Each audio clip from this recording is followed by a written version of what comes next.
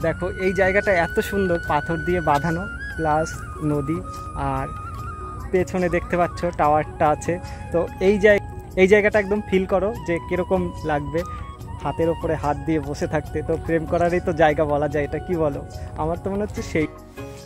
Hello guys, আমি উৎসব আর welcome to my channel. অনেক দিন পর আজকে একটা ভিডিও দিচ্ছি তোমাদের। এর কারণ হচ্ছে ভিডিওটা কেন দিচ্ছি না, তো তোমরা তো জানো যে সামনে রেলওয়ের অনেক আমার এক্সাম আছে, তো আমি যার জন্য প্রিপারেশন নিচ্ছি।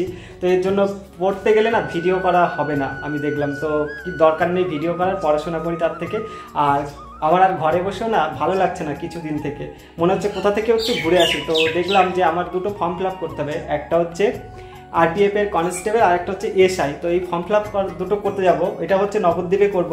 ওইখানে একটা ক্যাফে আছে, মুক্তধারা সাইবার ক্যাফে। ওই দাদাটা এত ভালো ফর্ম ফিল আপ করে, তো ওই দাদাটার কাছে আমি পুরো ফ্যান হয়ে গেছি। ওইখানে যাই আমি ফর্ম ফিল আপ করার জন্য।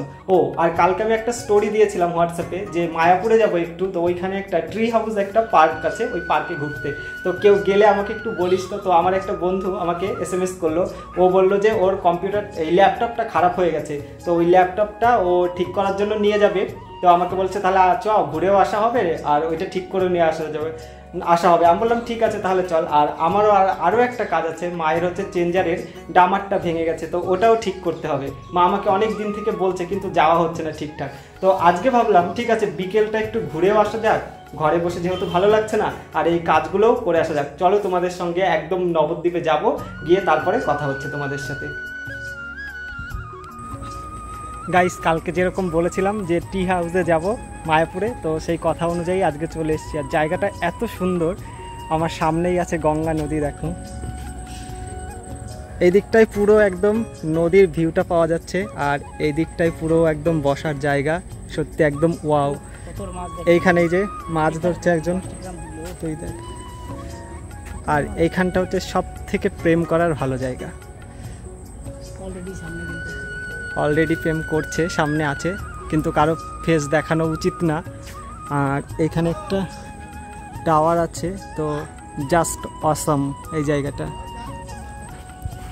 এখান থেকে সোজা যাব একটু মন্দিরে কি একটা ফেস্টিভ্যাল আছে শুনলাম, তো ওইখান থেকে একটু ঘুরে তারপরে যাব আমাদের যে কাজগুলো আছে।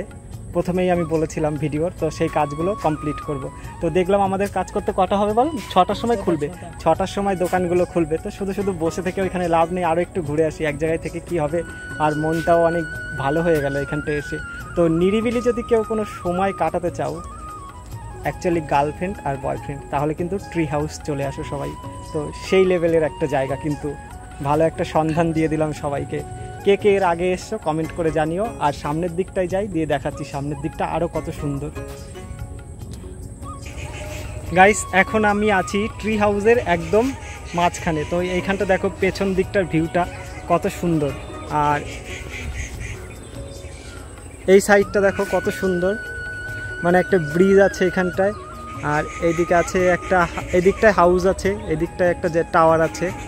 আর এইখান দিয়ে সব নদীর পাড় দিয়ে সব বসার জায়গা আছে। গাইজ, এখন আস্তে আস্তে বাড়ির দিকে যাব। আর এই সামনেই একটা বাঁশ দিয়ে তৈরি, পুরো একদম বাঁশ দিয়ে তৈরি একটা হাউস আছে, তো জাস্ট অসম। দেখো তোমরা একদম গাছের মানে নিচে থেকে শুরু করে ঘরটা করেছে, তো দারুণ। এখানে থাকার ব্যবস্থা আছে, কেউ যদি আসো এখানে রুম বুক করে থাকতেও পারবে।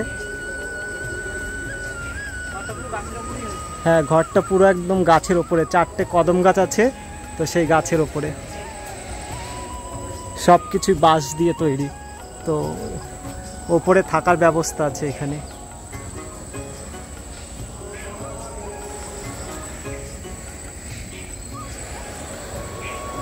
গেটগুলো খুব সুন্দর। এই একবার তাকা,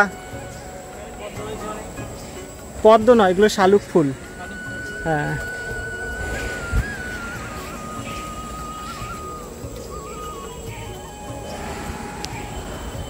গাইস, এবার আমরা এখান থেকে বেরিয়ে যাব। এখান থেকে বেরিয়ে সোজা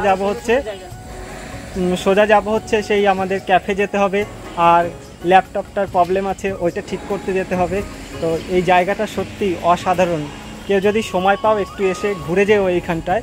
তো এই জায়গাটা এরকমই একটু মানে নদীর ধারে, তো অনেকেই হয়তো জানে না এই ট্রি হাউসটা কোথায় আছে। তো এইখানটায় এরকম যে কোনো যে মেন রাস্তাটা আছে ওইখানেও কোনো গেট বা কিছু করা নেই সেরকম যে দেখেই কেউ ভেতরে ঢুকে যাবে। এখানে হচ্ছে যদি কেউ আসো যে ওই যে টোটোওয়ালা যারা আছে ওনাদের জিজ্ঞাসা করবেন যে ট্রি হাউসটা কোথায় আছে, ওনটা দেখবেন ঠিক নিয়ে আসবে।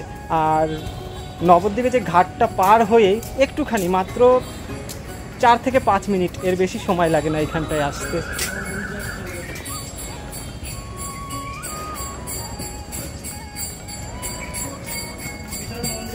হ্যাঁ, এটার ভেতরে একটা মন্দির আছে, তো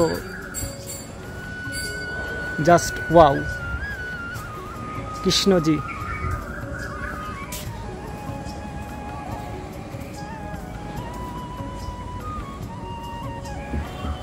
মন্দিরটার ভেতরে যাচ্ছি।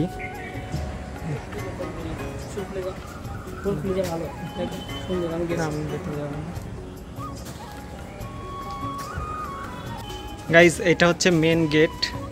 তো এরকম বাঁশ দিয়ে তৈরি করা আছে।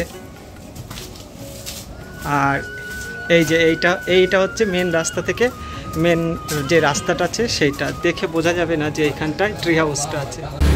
গাইজ, পেছনে হচ্ছে দাদাভাই হোটেল আছে, যেই ওই হোটেলটার পাশ দিয়েই ওই ট্রি হাউসটায় যাওয়া হয়। আমি এখন আছি মেন রাস্তাতে। তো এখান থেকে এখানে সামান্য এগিয়ে আসলে যে দাদাভাই হোটেলটা আছে ওইটার পাশ দিয়েই দেখবেন যে রাস্তাটা আছে। কেউ যদি আসেন ঘুরতে তো চলে আসবেন ওইখানে। আর দেখা হচ্ছে তোমাদের সাথে নেক্সট একটা ব্লগে। আর এখন কম বেশি টুকটাক ব্লগ আসবে। আর কিরণ ভাই, তোকে থ্যাংক ইউ, তুই আমাকে বলছিস যে একটু হলেও ভিডিও পোস্ট করতে।